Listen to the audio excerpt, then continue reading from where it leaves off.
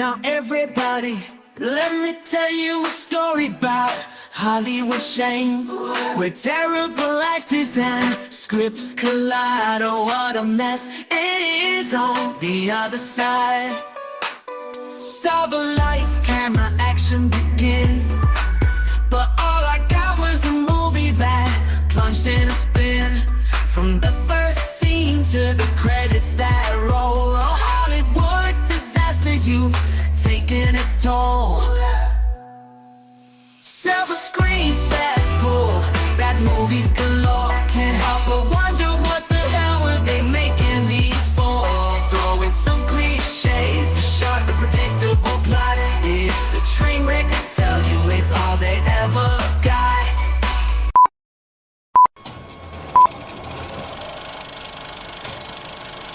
And now for our feature presentation.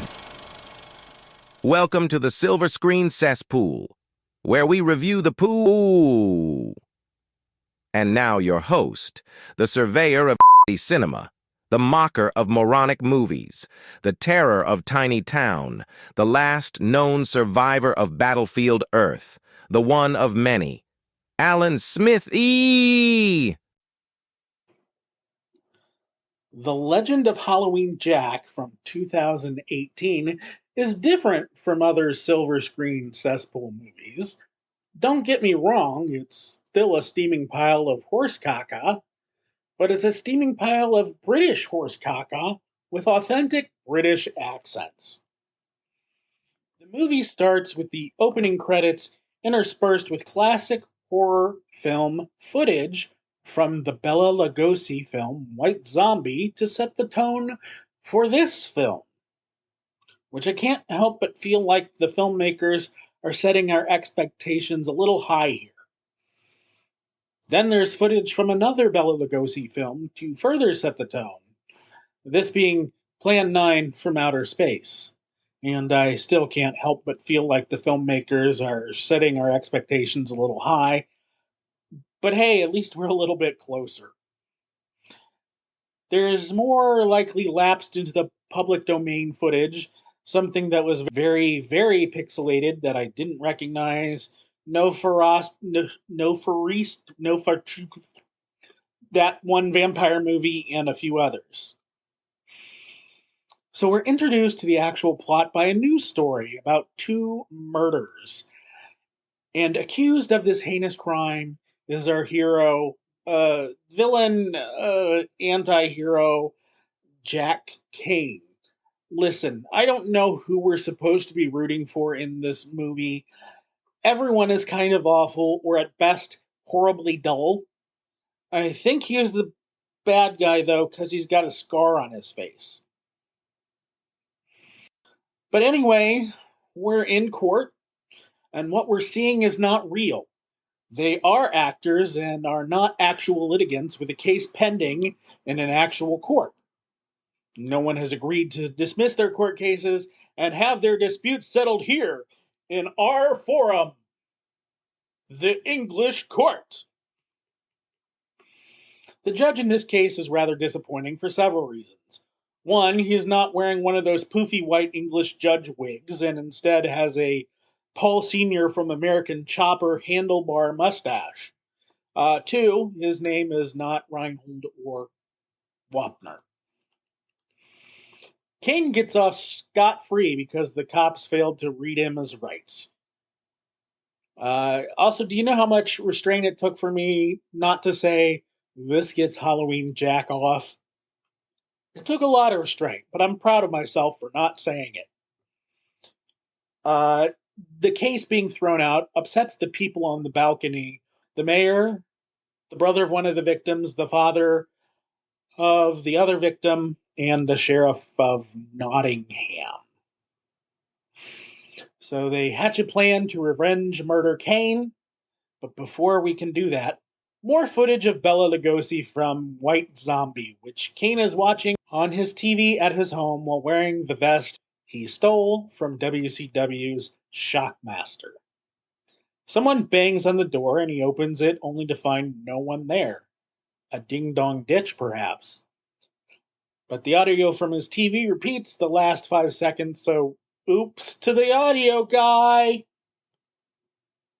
He hears a noise and thinks it came from the back of his Dragula, so he goes to investigate, walking past a wooden chair covered with an excessive amount of bird shit.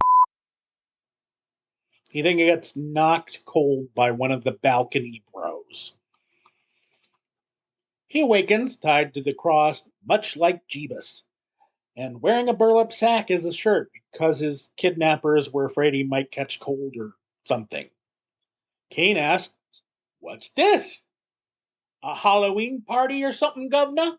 Pip pip cheerio, Wang Chung." I don't know about you, but I'd never revenge murder someone, and if I did feel like it, I think it's just asking for trouble by doing it on Halloween. Good Lord, I'm not going to pronounce Halloween like that the whole time. They put another burlap sack and a hat over his head, and then they all take turns shooting him. CGI blood sprays everywhere, but somehow completely evaporates, leaving nice blood and hole-free clothes on Cain when they're done. They bury him faster than John Cena buried the Nexus. They then swear each other to secrecy. 1 year later, the Sheriff of Nottingham's daughter is making him bangers and mash, or a spotted dick, or whatever English people eat for breakfast. Oh, wait, it's probably English breakfast. He then gets a call that the victim's brother offed himself at the site that they buried Cain because he couldn't stand being in such a terrible movie anymore. Or a guilty conscience, but I believe it's the first one. We do get our first glimpse of Halloween Jack, though, who looks like they threw a flashlight in an orange plastic pumpkin pail and then threw that in a burlap sack, which makes him one of the least scary looking slashers I've ever seen on film. How do we know Halloween Jack and Cain are the same person? Well, as Halloween Jack was walking, Jim Ross was screaming, "That's gotta be Cain!" That was a terrible Jim Ross impersonation. I apologize. At the scene of the crime, the lead detective can't help but comment to the sheriff on how right over there next to the body is what looks like someone was buried alive and then dug themselves out. It looks like a pile of mud with some handprints, if you ask me, but the whole situation makes the sheriff nervous. Also, this pile of mud is only visible when filmed in close-up. When they pull back for the full shot, there's no mud whatsoever. Also, there are two CSI-type people randomly in the background in full biohazard suits doing what appears to be weeding the garden. Meanwhile, the detective and the sheriff aren't even so much as wearing rubber gloves, so I'm not sure what kind of plants the CSIs are dealing with. And throughout this whole scene, you can barely make out the dialogue because the wind is blowing on the microphones. Wind covers for microphones are like $5 tops, or £5, or quid, or whatever. We're then shown an establishing shot of a parking lot meant to indicate we've relocated across town. But given the makes and models of the car and what side the steering wheel is on, we've actually relocated to the United States in the late 90s. Inside, the mayor compliments that the decorations for the Halloween party look great. You've outdone yourselves this year. So apparently he has very low standards for Halloween parties because there are a total of 9 helium balloons, an empty Tupperware bowl for punch, about a half dozen red Solo cups, an empty cake carrier, and an unopened bag of pretzels. The remaining balcony boy shows up and tells the mayor what happened last night, and needless to say, this causes some concern. The sheriff is talking to the mother of the deceased, investigating what happened, as if he somehow forgot what they did last summer. I mean, what they did last Halloween H2O. Something like that. Mom chastises the sheriff for not bringing Cain to justice, and he feels right proper bad. Elsewhere, the detective dude takes a phone call from his secret girlfriend, who just happens to be the sheriff's daughter. She is sitting at the kitchen table, dipping apples into beef gravy. I mean, I think it's supposed to be caramel, but it looks like gravy. Maybe it is gravy because they're British. I don't know what they do in England for Halloween. Maybe they eat gravy apples and bob for crumpets and go door to door and beg for fish and chips.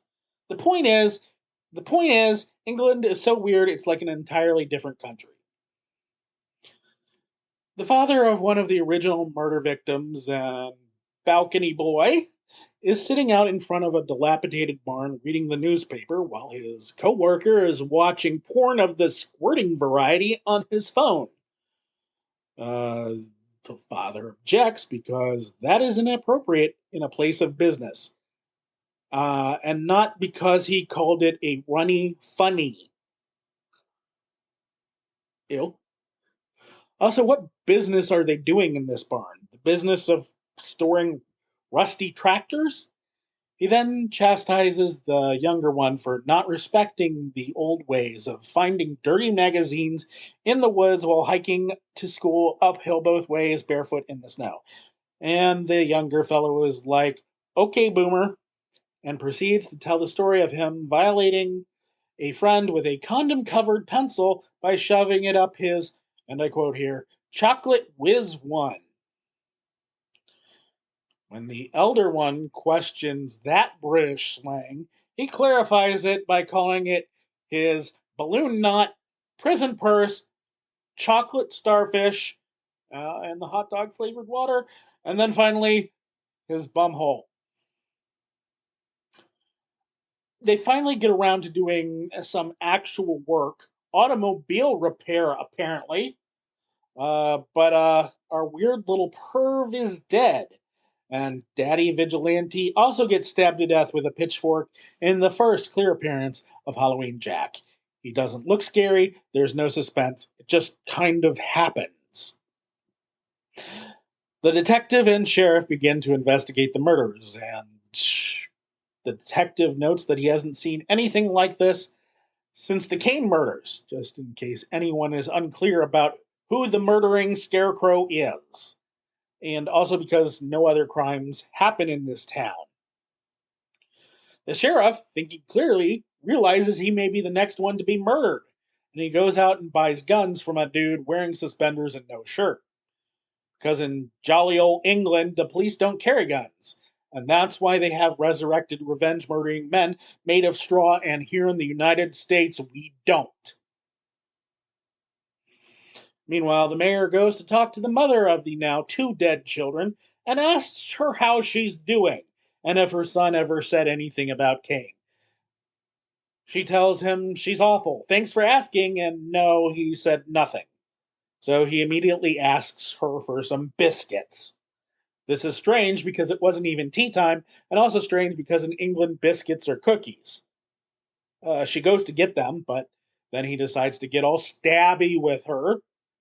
That'll teach her to try to pass off Hydrox as Oreos. Mary decides to do the dishes before disposing of her body, which has conveniently fallen on a plastic drop cloth in the kitchen. But when he goes to move her, she's not as dead as he thought, so he has to choke her in a totally non-erotic way. He then goes home and bitches at his wife for burning the cakes and not putting up the decorations right. And by decorations, I mean a single string of pumpkin-shaped lights. She goes to fix things, and he sits down in his British easy chair and watches White Zombie, as apparently that's all the BBC ever shows. Oh yeah, also in England, BBC doesn't mean big black. Jack, ever the Astro creep, sneaks up on Mayor McSleaze and slits his throat. He then beats in his wife's head with a rolling pin because we can't kill the same way twice. Can't help but feel like the acting direction given to Pumpkin Jack was act like you're invisible. No, don't act invisible. Act like you're acting like you're invisible. No, wait. Act like a scarecrow in a silent cartoon that's also acting invisible. The detective somehow discovers the mayor and his wife dead and in bed, and not with her head bashed in, though. He radios for help, saying, "It's bad, it's bad, it's real bad. Sham on, ah-hee-hee." My Michael Jackson impression is better than my JR impression. We now cut to the stock footage of the same building from before, only now it's nighttime, and all the cars are several years newer, and the resolution of the film has also noticeably improved. It's odd. But inside, the party is simply smashing, as they have a surfabilly band playing, and half the people are dressed in Three Amigos costumes. There's even one who has the full-on mariachi vibe, but with a hockey mask. Here in America, we got a dumb Friday the 13th sequel in which Jason was in space, and another one where he takes Manhattan. In England, apparently, they got a sequel where Jason went to Mexico. Hey, ever notice how the Muppets also took Manhattan? And also there were Muppets called Pigs in Space? I bet there's some great crossover potential there. Friday the 13th, part 56. It ain't easy being green. Or dead. I'm kidding, of course. Don't make that movie, or I'll be forced to watch it here and review it. So anyway, the Halloween Jack movie. The detective and the sheriff are standing around and staring at the dead bodies in bed when the sheriff decides to tell the detective about his horrible secret, and also that 6 months ago another convict named Edgar Winter confessed to the Cain murders. Also, now he's the last known murdering survivor, so he will likely be stalked like the prey in the night.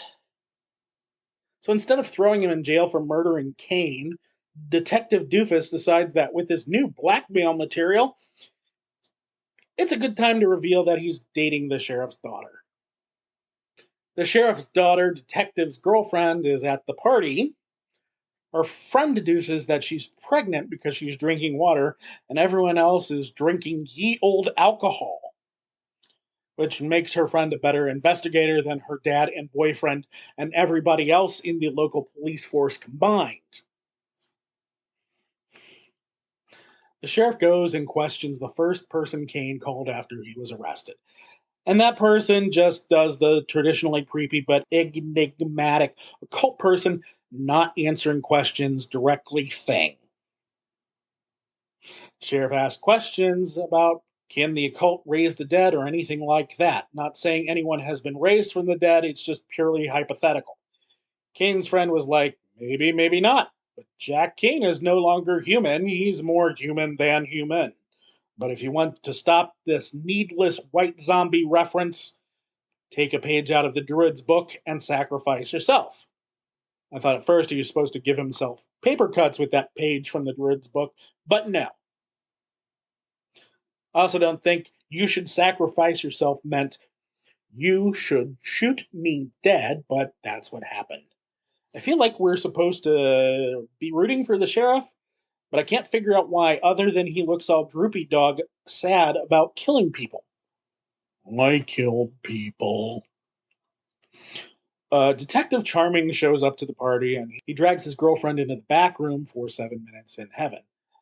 Also, he tells her that her dad may be murdered any minute and they should go to the jail just to be safe. Meanwhile, the girlfriend's friend goes to the loo and pees. She has a wee bit of a regular stream because for some reason they decided to make some poor Foley artist create pee sounds. At least I hope it was a Foley artist. She then gets murdered by Halloween Jack because she heard him laughing in the stall next to her. Even if he wasn't an undead murderer, why would you go looking in someone else's bathroom stall while they laugh? It's not a poor horror movie decision, that's a poor life decision. I can hardly blame him for killing her peeping Tom ass. Or peeping Thomas ass, as they say in Britain. Pumpkin Jack then appears on stage in the middle of the party, says trick or treat, and the crowd goes running for their lives. But why? Yes, he's in a very debatably scary scarecrow costume, but I'd chalk that up as normal on Halloween. There's no blood on him, even. No one knows about Halloween Jack or even a murderer in the town. In fact, nowhere in this movie does anybody even say Halloween Jack. Why are they running? Did he rip some epically historic ass that killed the party and cleared the room? I don't know. But then he actually does start to kill people, so whatever. The first victim, he gouges his eyes out with his thumbs, which would hurt like a mofo, but shouldn't kill him. The next dude is maimed because the door was electrified. I genuinely wouldn't have known that, though, except my closed captioning was on, and it said electrical noises. These electrical noises were indistinguishable from the not even close to Carpenter level scary music playing. So really, it just kind of looks like he touched the door. And also, when did Pumpkin Jack rig up this booby trap? And why did this dude's hands get covered with snot from getting electrocuted? Pumpkin Jack then body slams a guy, impaling him on the leg of a wooden chair. And dear God, why is this the most believable thing Pumpkin Jack does in the whole movie? He then picks up a guy off his feet, punches him in the stomach, and somehow removes his heart without penetrating his stomach or even being remotely close to the heart. Then again, maybe Brits have their heart in a different location. I'm not familiar. Then a big burly dude who's wrapped himself up in cheap dollar store plastic ivy as a costume for reasons challenges Pumpkin Jack to a fight. Oh, I'm sorry. They don't have dollar stores in England because they don't have dollars. Instead, they have stores called Pound Town. Seriously, Google that. Not a joke. Pound Town. Poison Ivy dude falls, however, and severely breaks his leg. Finally, Pumpkin Jack goes after a girl dressed as the often forgotten sixth member of the British pop group the Spice Girls, Pumpkin Spice. And then he tells her what he wants, what he really, really wants. This is //ah. Also, I want to be clear that none of these people who have died or been injured have added any suspense to the story at all because they die before they can even attempt an escape. Pumpkin Jack makes it to the back room and starts to go after the detective and his, he doesn't know it yet, baby mama. So the detective pulls out the gun the sheriff gave him earlier and shoots Pumpkin Jack several times, and what looks like confetti comes out of him. But again, they had no idea anything was happening anywhere else in the building, and for all they knew, he was just a guy in a costume who made a wrong turn looking for the bathroom. But still, they shot him. Detective Bumble checks for a pulse, and of course, there is not. As soon as he says that, though, Pumpkin Jack immediately jumps back to life. So either he had no pulse because he's the undead, or he had no pulse because he was a scarecrow, or the detective is still the worst cop ever. I'm voting for the last one.